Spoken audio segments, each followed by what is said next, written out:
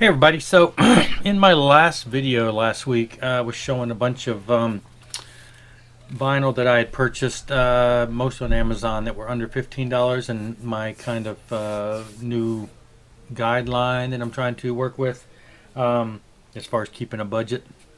There was one more that came in the mail probably the day after. I think it was the day after I did the video, that I bought at the same time, and it wasn't.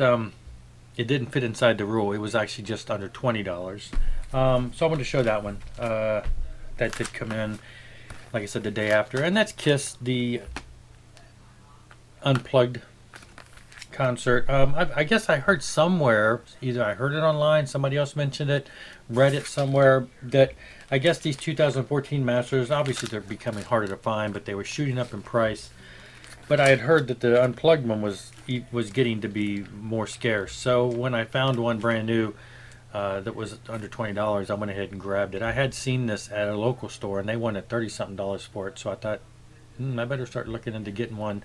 I mean, there's a lot of these. I don't have but a couple of the remasters or a couple of the Kiss on vinyl as it is. But, you know, when one drops down in price, I went ahead and grabbed it. Now, I did this past week see, because of that program I have that monitors Amazon, I did see, I think, Hotter Than Hell and maybe even Dressed to Kill. They actually dropped down to the $15 mark, which is normally when I would have bought.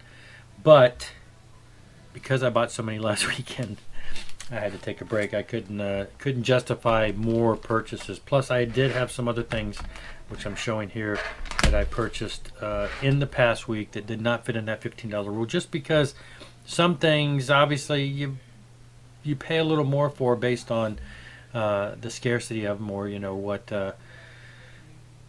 you may not see them any longer. But one of the ones I got in was a release.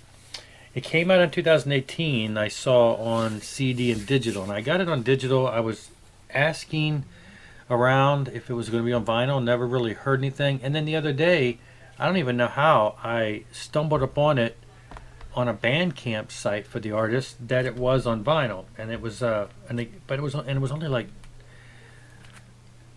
I don't know, $20. Seemed like it was like 25 with shipping, and there's only 100 of them made.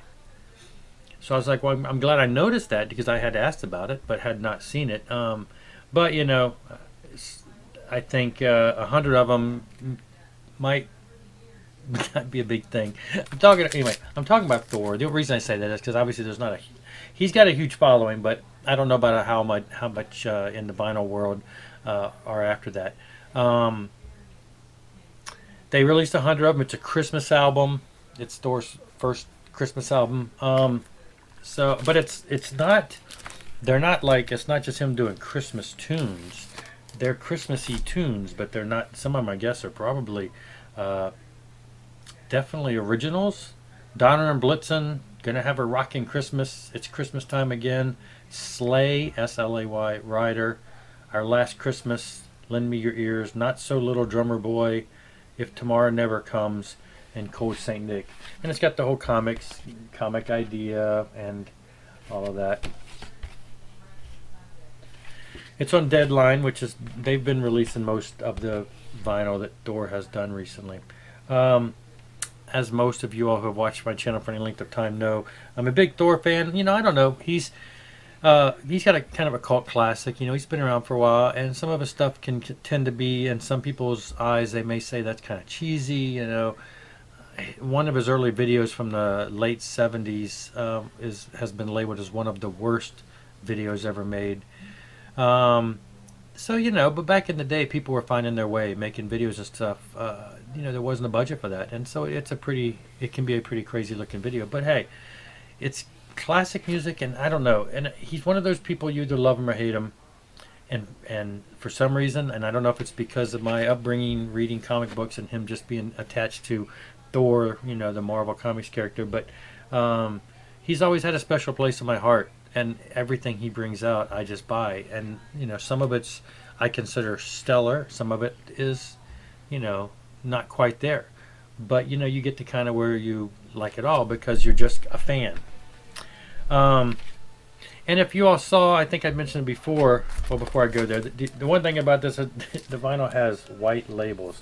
No, it's not a white label promo. It is a band. It is a release. Only 100 copies. Maybe it is. Maybe they released 100 copies in promo. Maybe they didn't spend the extra money to put the center ring in. Um, but for me, it's just, there's 100 copies available, and I'm one of the people who got one. So I was glad to have gotten it, at the last minute there. But um, what I was saying was a while back when I did the Thor feature video where I talked about all my Thor collection. Um, at the time, the movie I Am Thor documentary about him and his early career up to where he was at the time was playing on Netflix for free. I don't think it's there anymore. You have to rent it now on YouTube or whatever. And it's a documentary about his work from the 70s. He's been around since the early 70s and how it went into the 80s and all that, and up till not too long ago. And it talked about him he's getting older, but yeah, he's got a pretty big following overseas, so he'll still play over there. And it kind of sounded like he was winding down and, thinking about retirement. If I'm not mistaken, he's either pushing 70 or maybe in his 70s. Maybe he's pushing 70.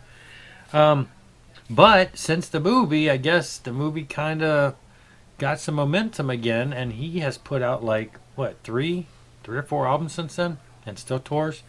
And speaking of new albums, so he released a new album just this past month, Hammer of Justice.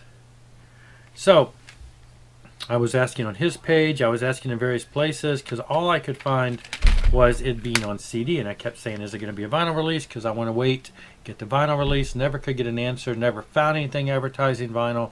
So I went ahead and bought the CD. I'm not opposed to buying CDs. I still have a bunch of them. You can see there's a bunch over there. Well, if it's not cut off. I still got thousands of them. I went ahead and bought it. Plus, on top of that, it is a 2-disc set. And the second disc is a DVD. So I would have had to buy this anyway, because the DVD is not going to come with the vinyl, though they should have, because that would have been a good idea. People put CDs in their vinyls. Why not put the DVD in there, since it's a bonus for this? Anyway, it's called The Return of the Thunderhawk, and it is basically the second part of the I Am Thor documentary. It picks up where that left off, and it shows concert footage, band rehearsals, put the new band together, and all the things that happened since that movie and in the past few years, and tour footage and concert footage. So like I said, it's part 2 of the documentary, so I would have had to buy this anyway. But anyway, then you buy it, and then of course a couple weeks later, boom, you find out somebody advertises, hey, it's on vinyl. So had to have it, because got to get the collection complete. I'm still missing a few, but I want to keep up. So I went ahead and ordered it from the record label. Haven't found it on Amazon or anything, and it was overpriced, over my budgeted price. But it was one of those things where I had to grab it, and so I did, and it came in today. So I have this, and it's on a pretty blue vinyl. Well, you see that right there, blue vinyl. There's no insert, no liner notes or anything. It's just the songs and everything. So it's, wasn't a whole lot of money put into it, but glad to have it. Again, he's one of those artists where I just buy his stuff, and I want to have the whole collection. So that's what we got here. And like I say, I did want this because I wanted the DVD, but it would have been nice if they could have put the DVD in with the album, just so that whatever package you buy, you get it. Hear me, record labels, you should make all the packages the same so that people don't have to buy things twice.